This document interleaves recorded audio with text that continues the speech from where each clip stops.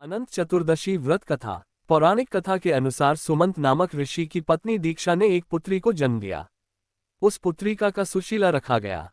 लेकिन कुछ समय बाद ही सुशीला की मां दीक्षा का देहांत हो गया और बच्ची के पालन पोषण के लिए ऋषि ने तय किया कि वे दूसरी शादी करेंगे। ऋषि ने दूसरा विवाह कर लिया, लेकिन वह महिला स्वभाव से कर्कश थी।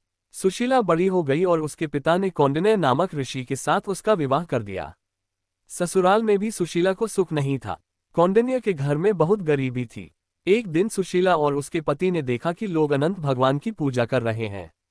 पूजन के बाद वे अपने हाथ पर अनंत रक्षा सूत्र बांध रहे हैं। सुशीला ने ये देखकर व्रत के महत्व पूजन के बारे में पूछा। इसके बाद सुशीला ने भी व्रत करना शुरू कर दिया। सुशीला के दिन फिरने लगे और उनकी आर्थिक स्थिति में सुधार होने लगा। लेकिन सुशीला के पति कौंडिन्य को लगा कि सब कुछ उनकी मेहनत से हो रहा है।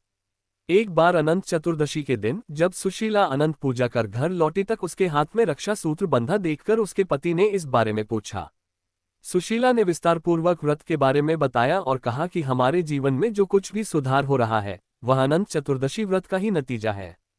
कौंडिन्य ऋषि ने कहा कि यह सब मेरी मेहनत से हुआ है और तुम इसका पूरा श्रेय भगवान विष्णु को देना चाहती हो। ऐसा कहकर उसने सुशीला के हाथ से धागा उतरवा दिया। भगवान इससे नाराज हो गए और कौंडिन्य पुनः दरिद्र हो गया। फिर एक दिन एक ऋषि ने कौंडिन्य को बताया कि उसने कितनी बड़ी गलती की है। कौंडिन्य से उसने उपाय पूछा।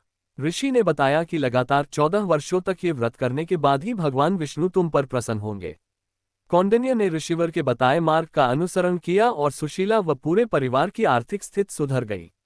ऐसा कहा जाता है कि वनवास जाने के बाद पांडवों ने भी अनंत चतुर्दशी का व्रत रखा था, जिसके बाद उनके सभी कष्ट मिट गए थे और उन्हें कौरवों पर विजय मिली थी। यह व्रत करने के बाद सत्यवादी राजा हरिश्चंद्र के दिन भी सुधर गए थे।